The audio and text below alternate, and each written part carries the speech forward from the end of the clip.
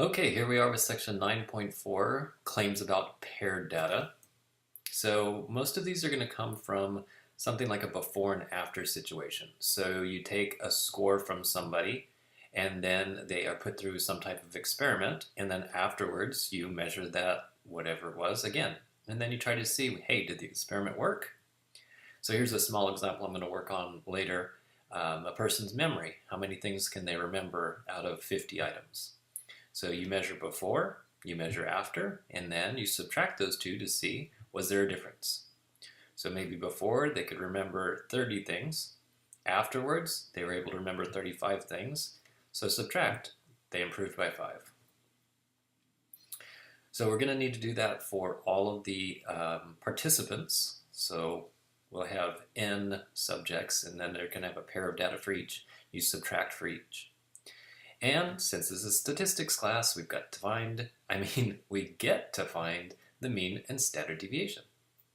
So once you find all of the differences, you would just go put that in list 1, find the mean and standard deviation like we've done from the beginning of class. Some new notation. So the D is going to be the differences for the paired data. And then of course D bar will be the average.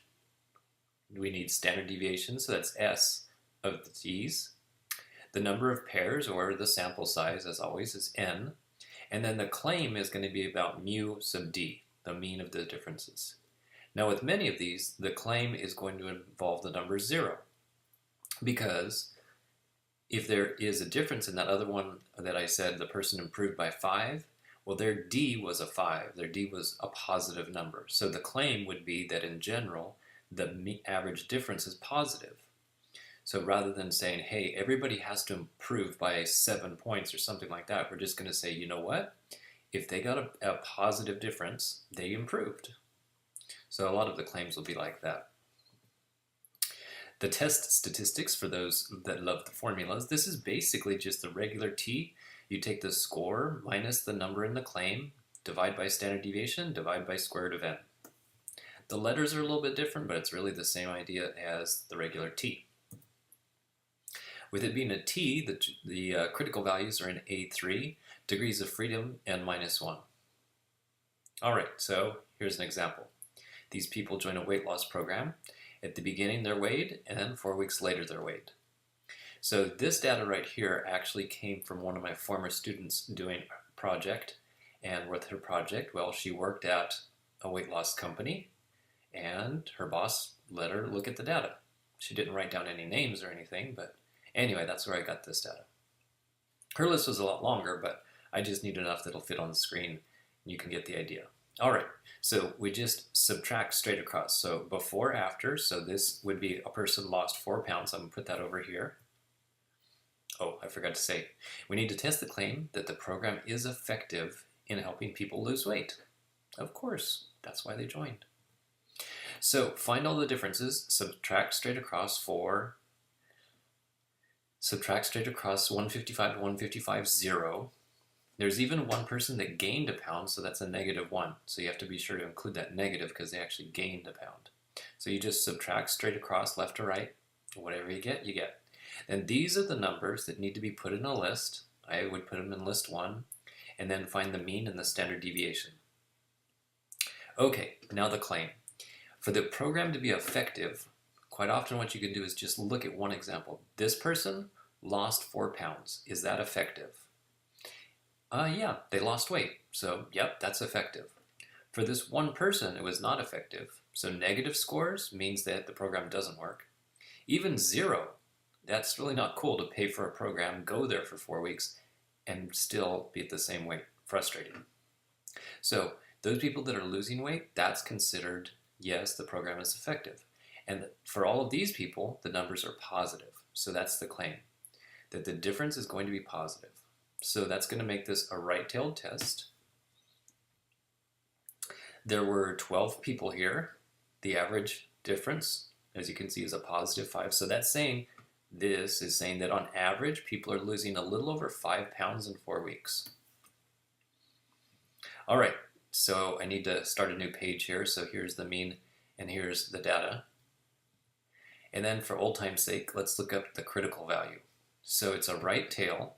So we're using this one tail. I didn't say what to use for the level of confidence, so we're going to be using 95% whenever it's not said. That means we use 0.05, and degrees of freedom is 11. So that means it's going to be this, 1.796, or 1796 for the right tail. Next up, the t, there's the old formula, 4.263. So this definitely lands past the 1.796, and so that means we reject h sub o. The claim was that the numbers are going to be positive, and as you can see, they are positive. So it looks like, yes, people are losing weight. Good for them.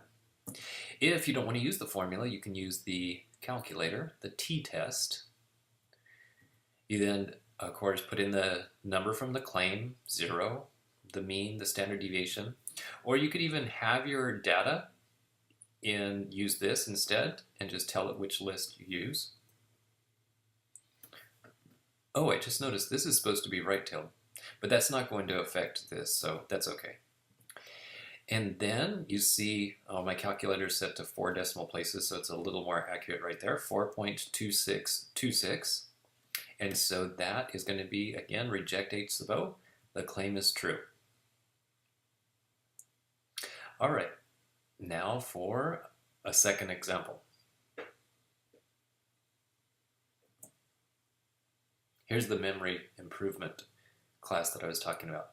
So the way this works is people are randomly shown, usually they've got like 2 seconds or 3 seconds where they show the picture and then go to the next one, show the picture, then go to the next one. And then there's different styles. They can just ask them, what was the first one, second one, third one, fourth one, etc.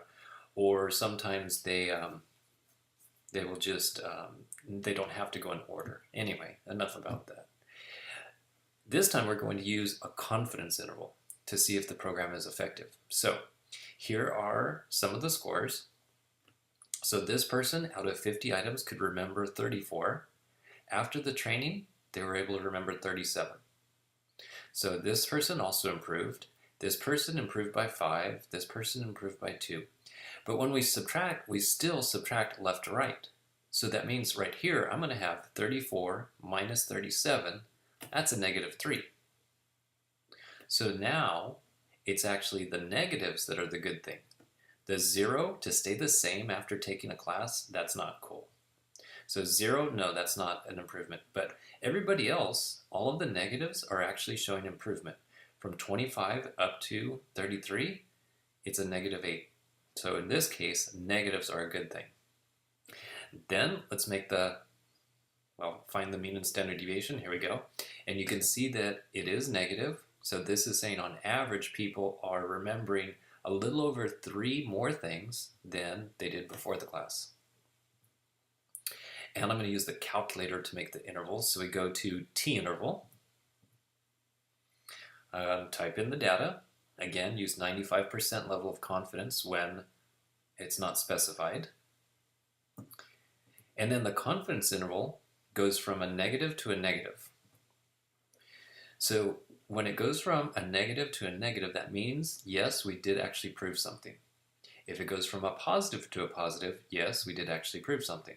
But if one side was negative and one side was positive, then they're contradicting each other.